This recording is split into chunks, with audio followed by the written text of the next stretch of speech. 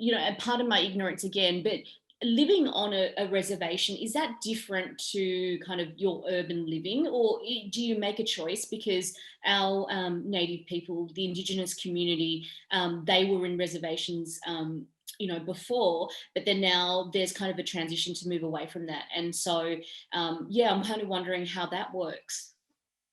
Yeah, I mean, as an urban native myself, I can't speak to, living on a reservation specifically, but there's a lot of like complex like legal policies and things like that over history that Mm. have resulted in these types of things. And I think, something to remember too that I always like to remember is that, native people, we're everywhere. Our native land is everywhere, whether it's urban space, rural space, reservation space. And so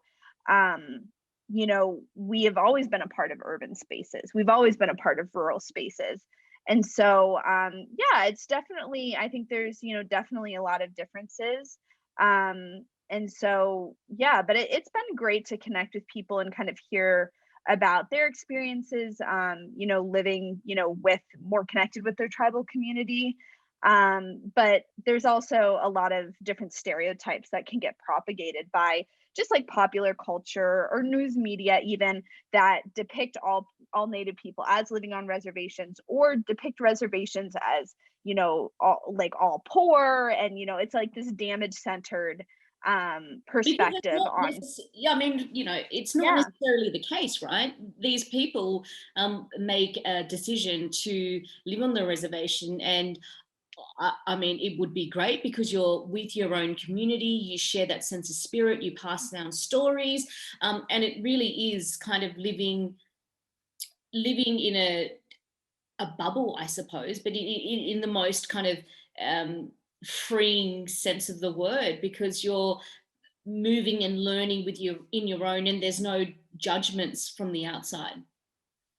Yeah, definitely. And tribal communities, people who are living on reservations too. I mean, one example of this is during, the COVID pandemic, a lot of reservations shut down their borders or Mm. said, this is our land, and if you need to come through this land, we're going to test you, or we're going to give you a COVID test, or Mm. we're going to enforce mask wearing and stuff.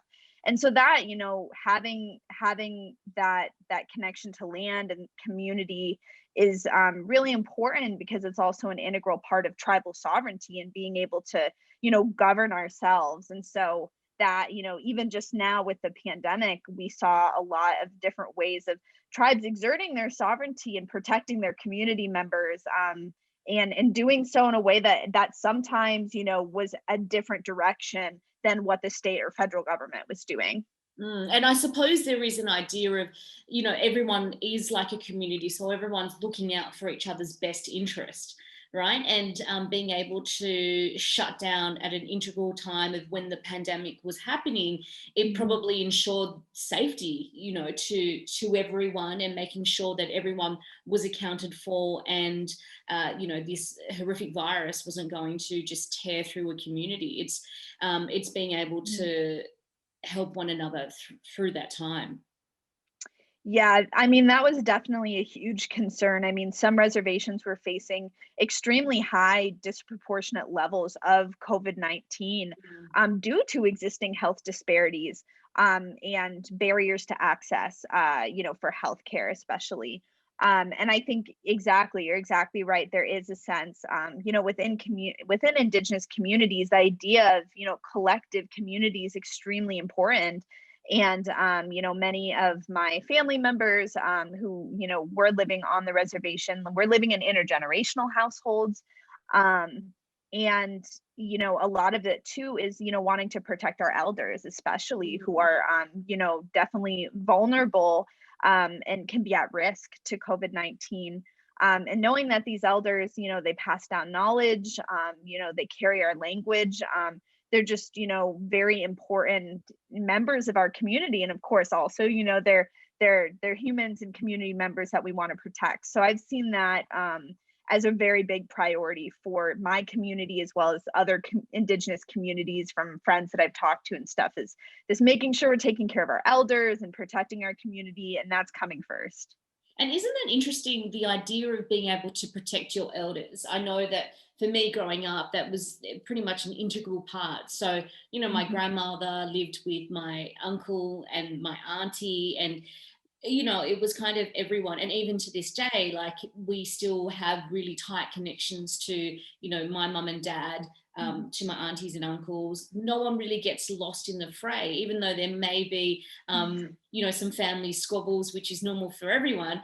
Or, whenever people come together, they just really come together to care fundamentally. Yeah. If something was wrong with someone, if someone had health issues, there is that genuine Mhm. sense of, we all really need to look out for one another. Yeah.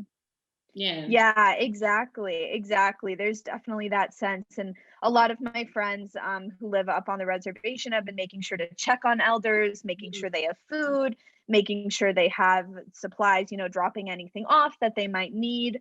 And that's just all, such an important, again, such an important part of our community building. And I think a lot of the reasons that we've had such wonderful online events too in attendance is we're really saying, this is the way it's going to be. And it's not our favorite since, we love to be together in place, to be in person, to eat together.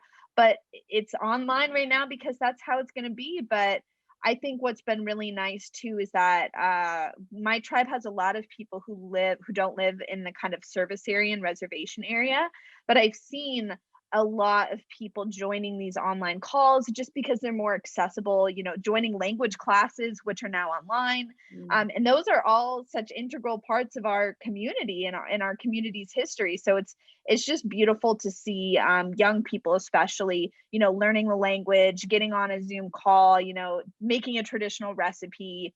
And all of that comes down to, protecting and caring for each other.